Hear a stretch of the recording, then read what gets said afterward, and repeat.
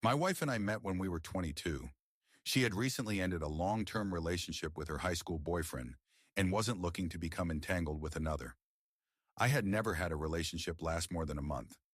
I hadn't found a woman I could see myself with until her. We had a couple of mutual friends, so I was able to see her.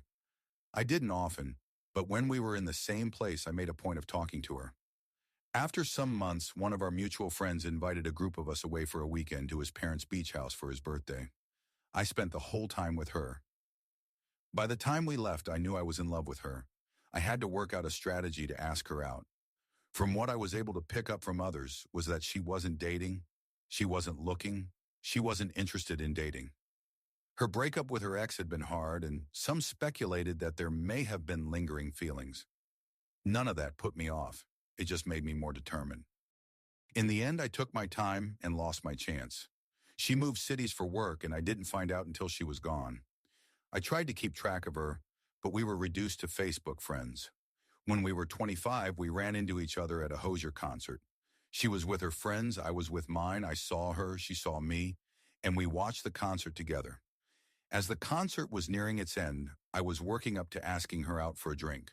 Again, I was too slow. She turned to me and said her friends wanted to go to a club, but she was hungry, and did I want to take her to get a burger? A month later, she quit her job, packed her things, and moved to my city to be with me. 2 years later, we married.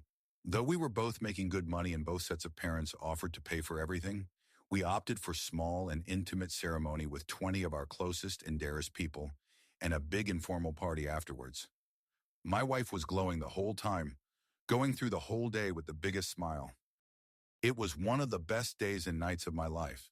A year later, we welcomed our twins into the world. We wanted a big family, having agreed to at least 4, but being open to more.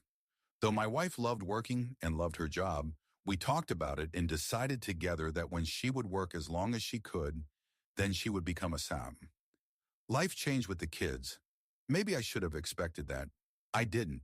I didn't understand how much our lives would change. My wife was still the beautiful, amazing woman she always was. She was devoted to me, to our kids. She made being a homemaker and a mother of 2 rambunctious kids look easy. For her, it was easy. She seemed to breeze through the sleepless nights and overly busy days unaffected by any of it. I would get home from work to a clean house, the kids already fed, bathed and in their PJs, and dinner ready to be served in an hour. She would tell me they needed dad time before bed.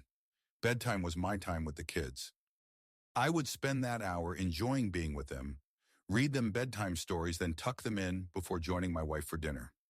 After eating, she would tell me to go take a shower and relax while she took care of cleanup.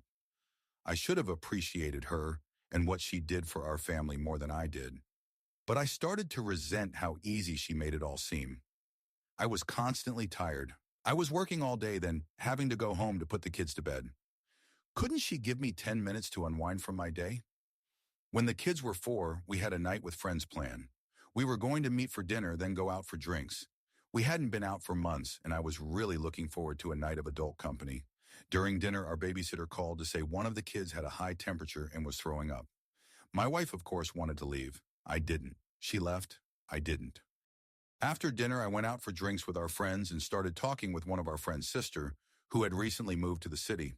Thus began a year-long affair.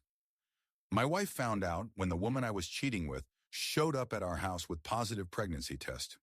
Call me what you will, but it wasn't until that moment that I realized how huge I had faked up. The hurt and the betrayal on my wife's face ripped me like nothing else.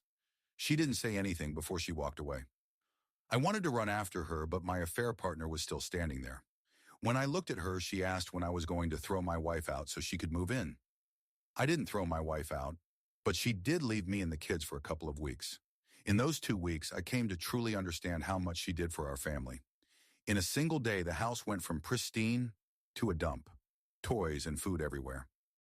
The kids were always demanding something, always following me around, asking where their mother was, telling me they were hungry.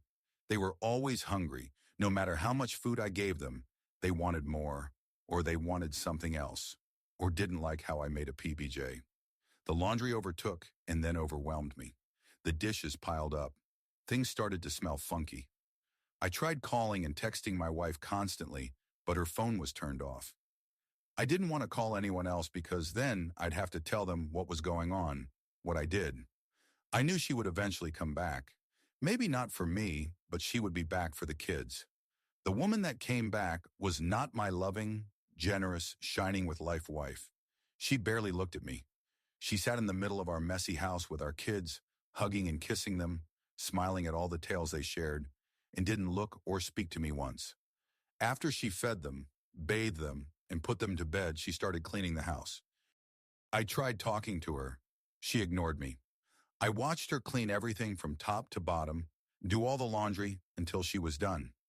When she finally sat down with me, it was about 2 in the morning. Before I could say anything, she asked when I was moving out. I asked if she wanted me to leave. She told me she didn't care, but the house was hers too and she wasn't leaving. I told her I wasn't leaving. She shrugged, went up for a shower, then went to bed in the kids' room.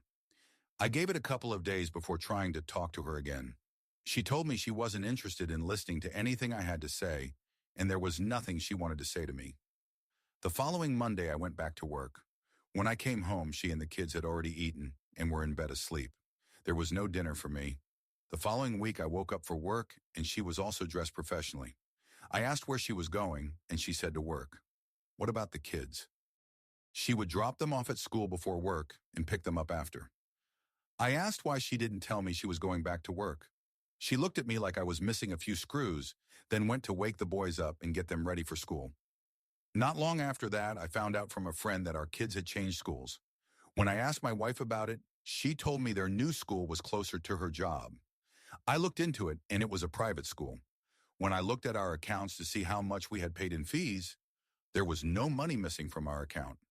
When I questioned my wife about it, she told me she had only recently started working again, that she didn't have enough to pay for it, so asked her grandparents for the money. She stopped using our accounts from the time she left for those 2 weeks back at the start. Since she started working, she deposits $25K into our expenses account every month to cover half of everything. I've told her she doesn't have to do that I'll still cover everything, but she ignores me. It's been 2 years since I blew my life up. I've tried talking to her, but if it's not about the kids, she doesn't want to know. When I asked if we could go to marriage counseling, she scoffed. We don't have family time anymore. I've tried to do stuff with her and the kids, but she makes excuses not to go if I join them. So she has her time with the kids and I have mine. She will sleep in our bed maybe 4, 5 nights in a month, usually for sex. She doesn't kiss me, doesn't look at me. She gets off then showers, washes me off her. We had a fight about it once, and she says we may have a farce of a marriage. But she's still married, so who else is she going to sleep with when she feels like sex? She also makes me wear protection. She doesn't trust that I'm not sleeping with anyone else, and she doesn't trust me to cover up. She's on contraceptive pills and told me she already has 2 kids living this sham life. She doesn't want to bring any more into it. The one good thing are my kids, all 3 of my kids. My twins had a hard time accepting their younger sibling. For a long while, they would say that wasn't their sibling because they didn't have the same mother. One night, I heard my wife telling them not to say that my other child is their sibling, that they share a dad. When they asked her why their dad had another kid with someone else, she told them my heart was too big for just 2 kids and that her heart could only fit them, so she gave me permission to go have another. I almost cried hearing that. Even though I hurt her, broke her trust, even though she hates me, she gave me that. She made it so our kids would accept my affair child. I love my wife. I still have hope that one day she will forgive me, that we can move on from this together. I don't go anywhere except work. If I'm not working, I'm at home. She can't stand to look at me, but she's still here and she knows I'm still here. I would like some advice on how I could earn back my wife's trust and her love. Thanks for watching. That's how this story ended, with pain, reflection, and a faint hope for redemption. Have you ever destroyed something you couldn't fix and had to live with it? Share your story in the comments. Someone out there might need to hear it. And if this hits something deep, like and subscribe. More stories, raw, real, and painfully honest, are coming soon.